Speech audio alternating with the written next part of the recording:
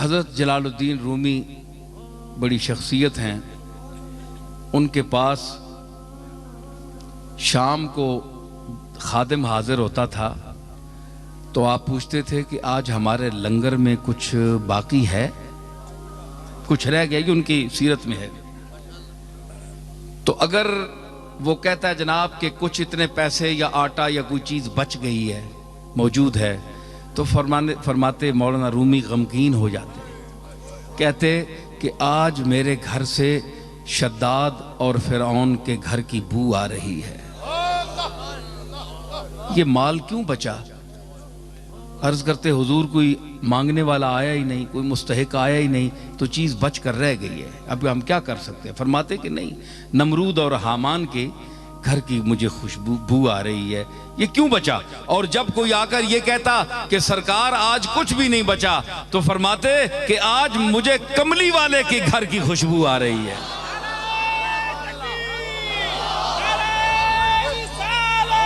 तो मुझे कहाँ की? जनाब कमली वाले के घर की खुशबू आ रही है। क्यों? इसलिए कि वो भी आपके घर में भी कुछ नहीं होता था, सब कुछ होते हुए। मैं ये अर्ज कर रहा था कि इस तबके को अल्लाह ने ला यालमून में शुमार किया, और जो गरीब तबका है, वस्बिर नफ्सका मअल्लज़ीना यदऊन रब्बहुम बिलगदात वल अशीय्य युरीदून वजहा। यही देखिए क्या खिताब है मूसा अलैहिस्सलाम से, और फिरौन के जिक्र किस अंदाज से है, और मैं उस गरीब तबके का आप जिक्र कर रहा हूं कुरान मजीद के ही हवाले से, जिसको मैं रसूलुल्लाह सल्लल्लाहु ताला अलैहि वसल्लम को अल्लाह ताला तालीम दे रहा है।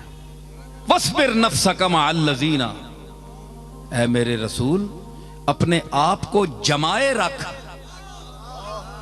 मुत्तसिल रख, मअल्लज़ीना यदऊन रब्बहुम बिलगदात वल अशीय्य, जो अपने रब को पुकारते हैं रात और दिन, और सिर्फ उसकी रजा के तालिब हैं। तफसीरें उठाकर देख लें कि वो तबका कौन था। हजरत खबाब थे, जनाब अबू हुरैरा थे, हैं जी, अम्मार थे, बिलाल थे, सुहैब रूमी थे। ये वो तबका था जो गरीब तरीने हल्का सहाबा था, जिनके पास ना कोई खाने की रोटी थी। उलमा ने लिखा कि ये असहाबे सुफ़ा जो 70 आदमी वहां बैठा करते थे सरकार के जलवागाह के सामने, तो वहां जो बैठे रहते थे और जो टिकटिकी बांधकर दरवाजे की तरफ देखते रहते थे, कुछ पैसा नहीं था, न कोई खाने को, न ओढ़ने को, न बिछोना, कुछ भी नहीं, घर छोड़कर आए थे। कौन घर छोड़ता है? कौन घर छोड़ता है? ये आजकल भी एक तबका है जो चंद दिनों के लिए घर छोड़ता है। तो आप ये न समझें कि ये भी उन सहाबा के इत्तिबा में छोड़ रहा है, उनकी शान और है जी, वो और शान है, ये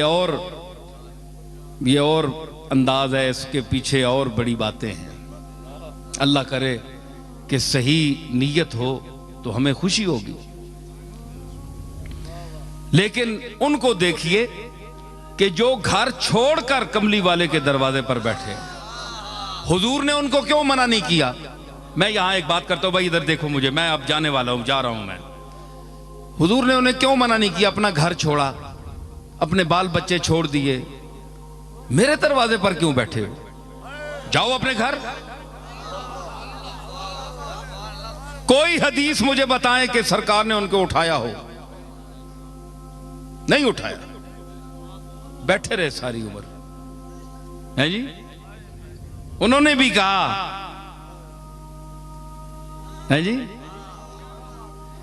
कि हम उठने वाले नहीं हैं, ला बिठाया तेरे कूचे में खुदा ने हमको,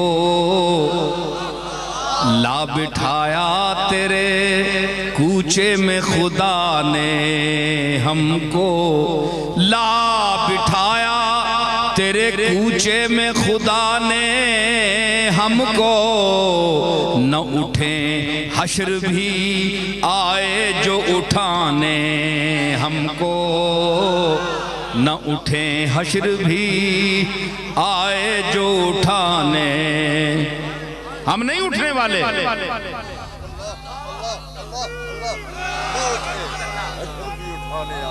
जनाजा बन के उठेंगे, तमन्ना बन के बैठे हैं, हम नहीं जाने वाले, तमन्ना बन के बैठे हैं।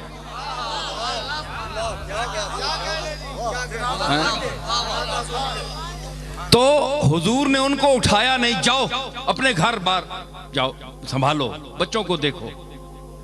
आज जो कहते हैं तुम जाली के सामने क्यों खड़े होते हो, हुजूर नापसंद करते हैं। वहां ऊपर आयत लिखी हुई है, ला तरफऊ अस्वातकुम फौका सौतिन नबी। हालांकि ये बात नहीं है कि कोई वहां कोई गुस्ताखी के लिए ऊंची आवाज करता है। हर आवाज का ऊंचा होना तो गुस्ताखी नहीं है। तो जो तो तुम गले फाड़ फाड़ कर अल्लाह से मांगते हो, तो ये अल्लाह की गुस्ताखी है। अल्लाह बड़ा है कि रसूल बड़ा है?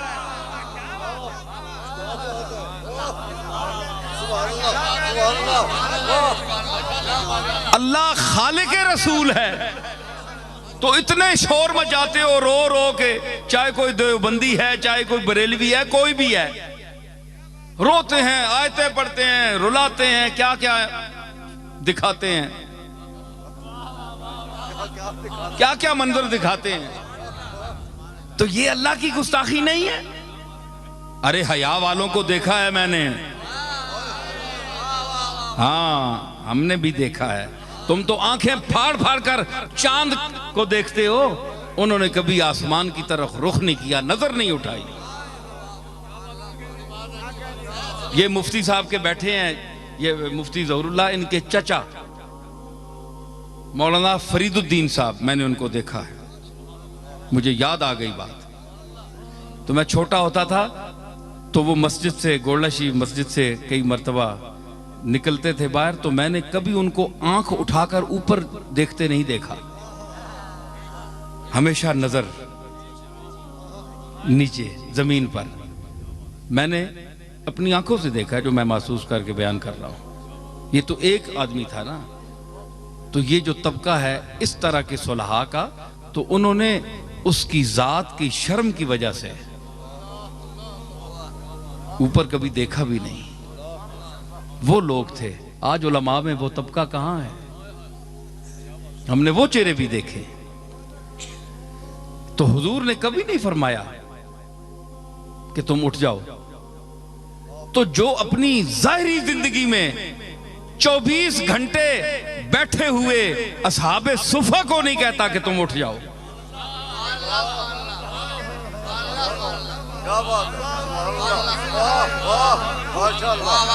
तो आज जाली के सामने जो फकीर बनकर उसकी जाली के सामने अपने दामन फैलाकर खड़े होते हैं, क्या आप ये तवक्को कोई कर सकता है जिसका दिमाग हाजिर हो, जो अक्लमंद हो, जो चब्बल न हो?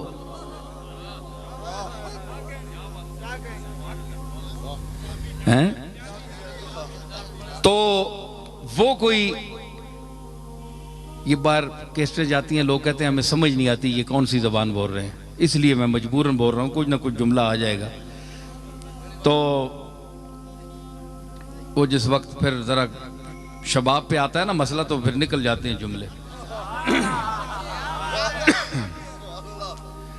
तो उसमें कभी आपने नहीं फरमाया, किसी बैठे हुए को नहीं फरमाया कि तुम उठ जाओ। ये तो तुम्हारे घर भी कोई आ जाए तुम उठाते हो? जो इतराज करता है वो घर से किसी आए को उठाता है या दरवाजा बंद करता है या कहता है जाओ दफा हो जाओ, निकल जाओ। तुम इतने तमीज वाले हो,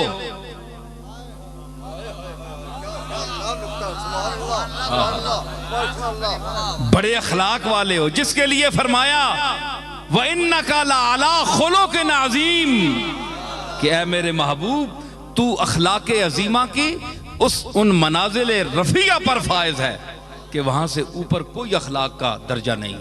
मैंने तुझे वो खुल्क अजीम देकर भेजा। तो तुम क्या समझते हो जो उसकी जाली के सामने जाते हैं हुजूर की तबीयत पर बोझ पड़ता है? तू किसी को भी उठाता नहीं अपने दर से, तू किसी को भी उठाता नहीं अपने दर से, तू किसी को भी उठाता नहीं अपने दर से, तू किसी को भी उठाता नहीं अपने दर से कि तेरी शान के शाया नहीं ऐसा करना, कि तेरी शान के शाया नहीं ऐसा करना, कि तेरी शान के तेरी शान के शाया नहीं ऐसा।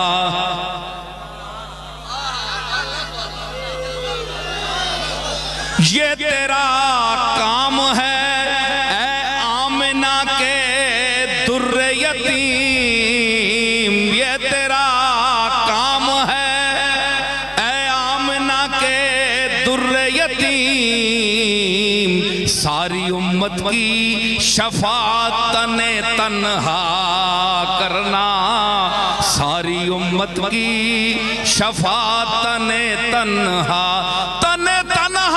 इल्जाम तराशियों से तरकश से निकल गए तो फिर क्या होगा, ये तीर भी चल गए तो फिर क्या होगा, इल्जाम तराशियों से तरकश से निकल गए तो फिर क्या होगा, ये तीर भी चल गए तो फिर क्या होगा, इल्जाम तराशियों से बाज आ जाओ, हालात बदल गए तो फिर क्या होगा।